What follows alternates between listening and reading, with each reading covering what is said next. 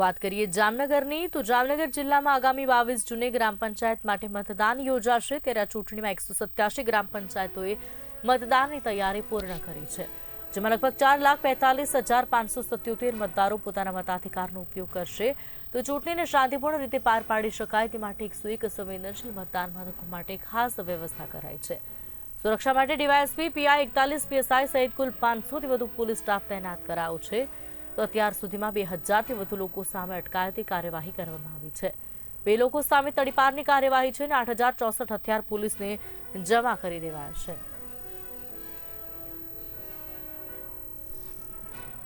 આગામી તારીખ 22 જૂનના રોજ ગ્રામ પંચાયતની જામનગર જિલ્લાની ચૂંટણીઓનું આયોજન કરવામાં આવ્યું છે।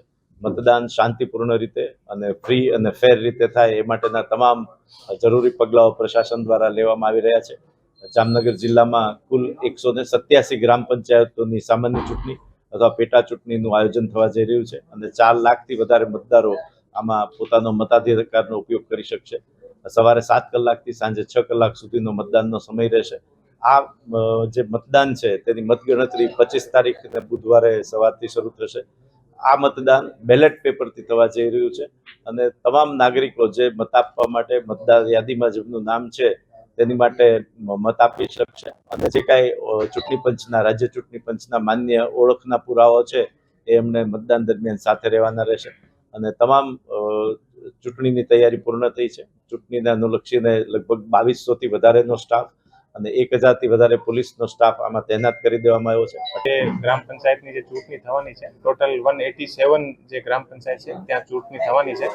દરેક જગ્યા આપણા જામનગરના ટોટલ 12 પોલીસ સ્ટેશનના ક્ષેત્રમાં આ ચૂંટણી થવાની છે।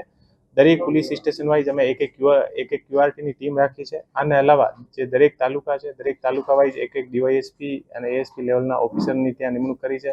લગભગ 1500 આસપાસ પોલીસ હોમગાર્ડ જીઆરડી નો તમામનો બંદોબસ્ત ઇલેક્શન કમિશનની ગાઈડલાઈન મુજબ ગોઠવવામાં આવેલ છે અને કોઈ પણ જાતની પ્રોબ્લેમ ના થાય અને કોઈ પણ કાયદો અને વ્યવસ્થા ના બિગડે એટલા માટે એલસીબી એસઓજી અને ક્યુઆરટીની સ્પેશિયલ ટીમોની નિમણૂક કરવામાં આવેલ છે। અત્યાર સુધી લગભગ 2000 ની આસપાસ અટકાયતી પગલા જે બદમાશ લોકો યા બીજા કોઈ પણ જે હતા આના લીધેલ છે।